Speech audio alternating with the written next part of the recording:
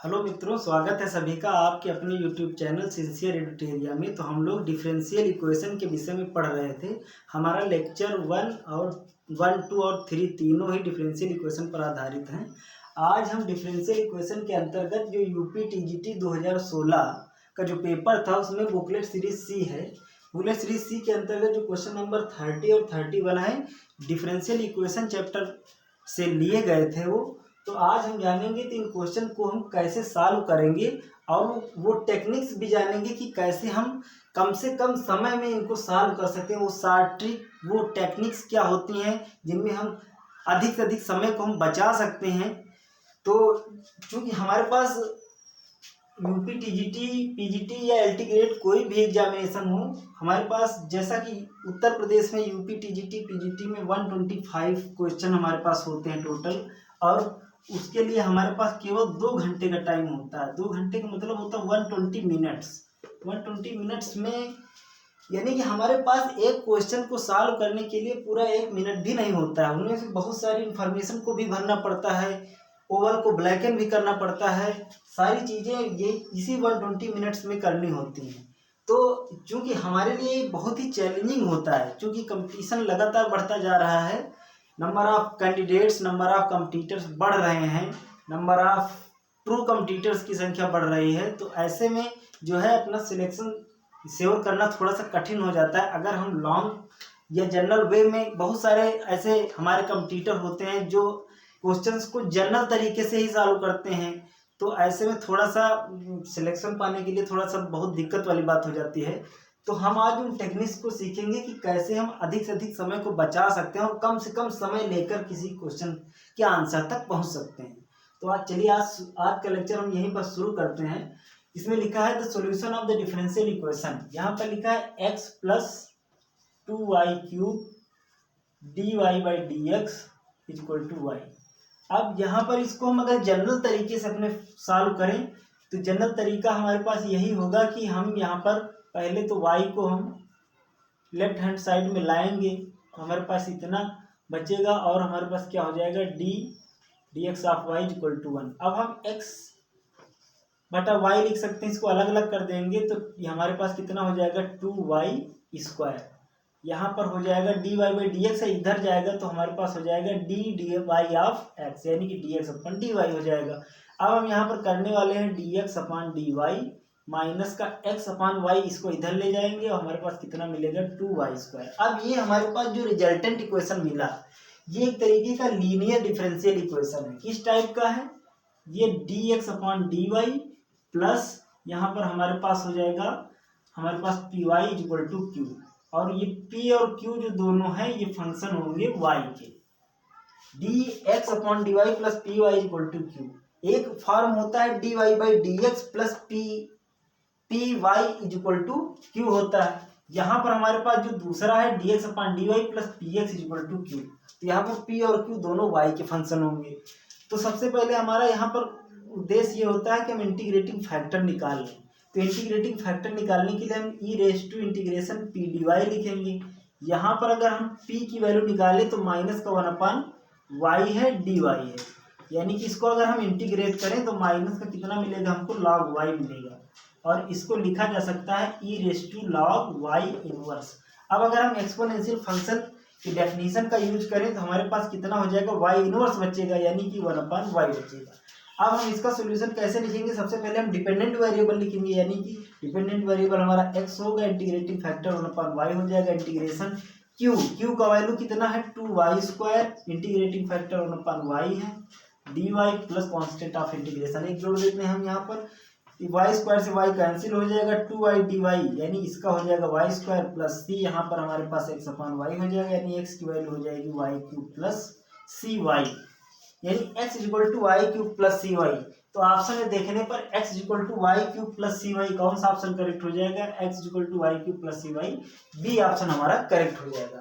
अब हम इसी क्वेश्चन को अगर शॉर्ट ट्रिक से लगाना चाहें तो कैसे लगाएंगे इसको भी हम जान लेते हैं। तो हमारे पास दिया गया था x + 2y³ इंटू में क्या था dx ऑफ y = y। हम यहाँ पर अब क्या करने वाले हैं, यहाँ पर हम x + 2y³ डी वाई इधर रखेंगे और डी एक्स को उधर हम भेज देंगे, तो हमारे पास कितना मिलेगा वाई डी एक्स। अब इसको हम थोड़ा सा इसको मल्टीप्लाई कर लेते हैं, तो x d y plus 2y cube d y equal to y d x. अब हम वाई डी एक्स यहाँ पर हमारे पास कितना है 2y क्यूब डी वाई, यहाँ पर है y d x, x d y को उधर भेज देंगे तो माइनस का एक्स डी वाई हो जाएगा। अब वाई डी एक्स माइनस का एक्स डी वाई अपान में वाई स्क्वायर, यहाँ से वाई क्यूब से हमने वाई स्क्वायर क्या किया नीचे भेज दिया। ऐसा क्यों कर रहे हैं अभी हम बता देंगे। यहाँ पर 2y डी वाई लिखा है। अब y d x minus x d y upon y square, अगर देखा जाए तो d of x upon y का वैल्यू क्या होता है, ये है differential of x upon y. इसमें डिफरेंशियल कोएफिशिएंट का फार्मूला लगाएंगे न्यूमरेटर अपान डिनोमिनेटर का, तो हमारे पास क्या हो जाता है डिनोमिनेटर का स्क्वायर और ऊपर क्या हो जाता है denominator differential of numerator minus numerator differential of denominator, यानी कि y d x minus x d y upon y square की जगह पर हम क्या लिख सकते हैं d of x upon y. इसी तरीके से डी ऑफ एक्स वाई को हम क्या लिख सकते हैं x d y plus y d x.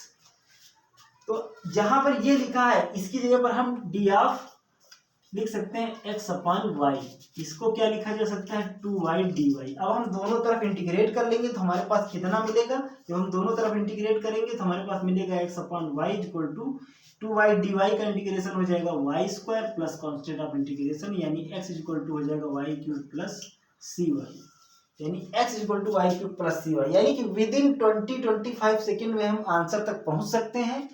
अगर आप जनरल तरीके से लगाएंगे तो देखिए इसमें 2 से 2.5 मिनट आपके हो सकता है 3 मिनट भी चले जाएं और इससे जो है क्वेश्चन के गलत होने की भी संभावना रहती है। तो अगर हम इस डिफरेंशियल का थोड़ा सा यूज जान लेते हैं, डिफरेंशियल कोएफिशिएंट अलग होते हैं, डिफरेंशियल अलग होते हैं, तो डिफरेंशियल का यूज अगर हम जान लेते हैं तो हम बहुत ही आसानी से राइट आंसर तक पहुंच सकते हैं। तो ये एक अप्रोच होती है। तो ये लेक्चर जो है टीजीटी या पीजीटी के कॉम्पिटिटर्स को जरूर देखना चाहिए। अब हम आगे क्वेश्चन सॉल्व करते हैं। अगला क्वेश्चन हमका दिया गया है उसको हम पहले जनरल तरीके से सॉल्व करेंगे, उसको भी हम जनरल तरीके से सॉल्व कर लेते हैं। तो हमारे पास दिया गया है 1 +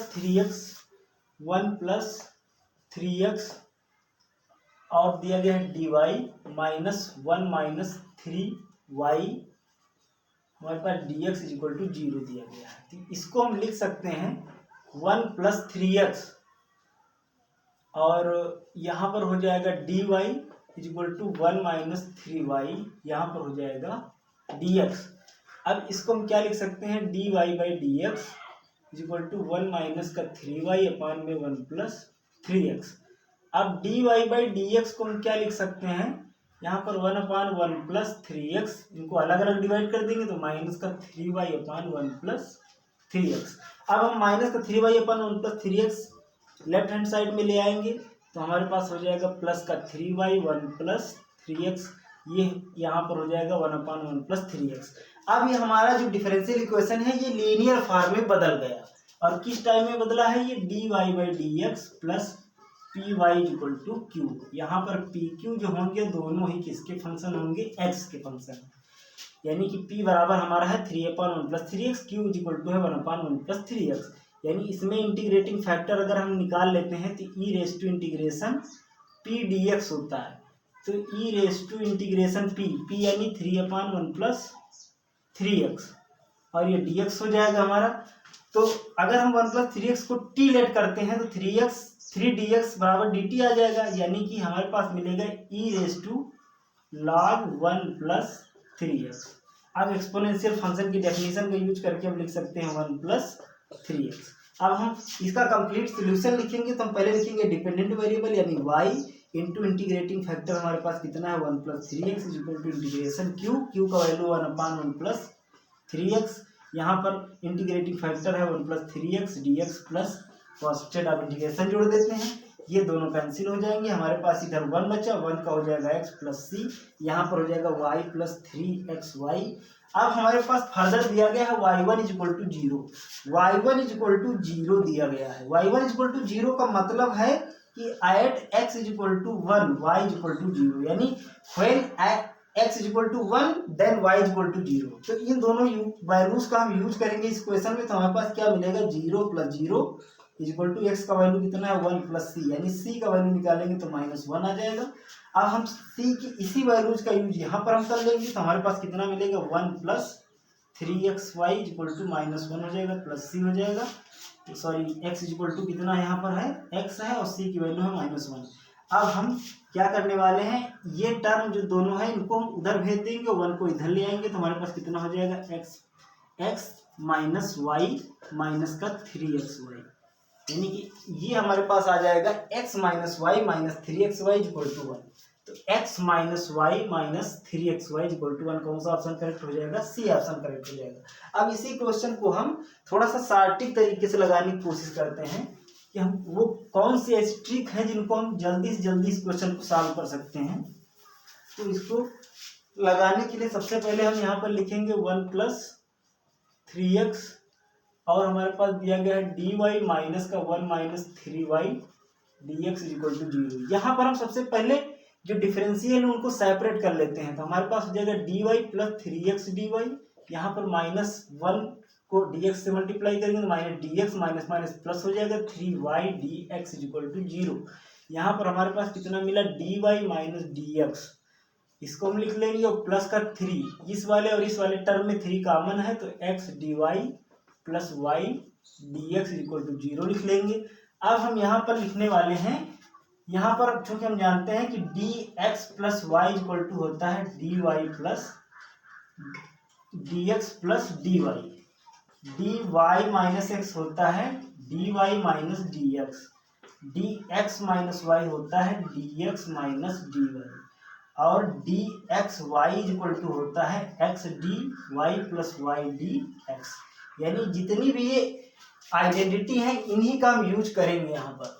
तो यहाँ पर लिखा है dy माइनस dx, यानी इसको हम क्या लिख सकते हैं dy माइनस x, और इसको हम क्या लिखा जा सकता है 3dxy इक्वल टू 0।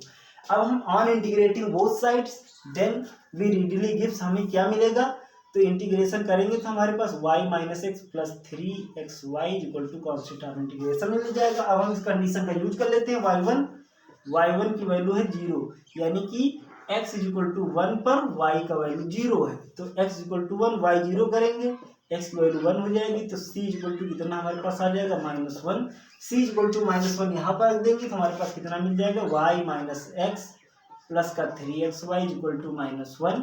अब यहाँ पर हम दोनों पक्षों में माइनस से मल्टीप्लाई कर देते हैं, तो x माइनस वाई माइनस का 3xy इक्वल टू 1, यानी कि x minus y minus 3xy equal to 1। Within 25-30 second में आप आंसर तक पहुंच सकते हैं।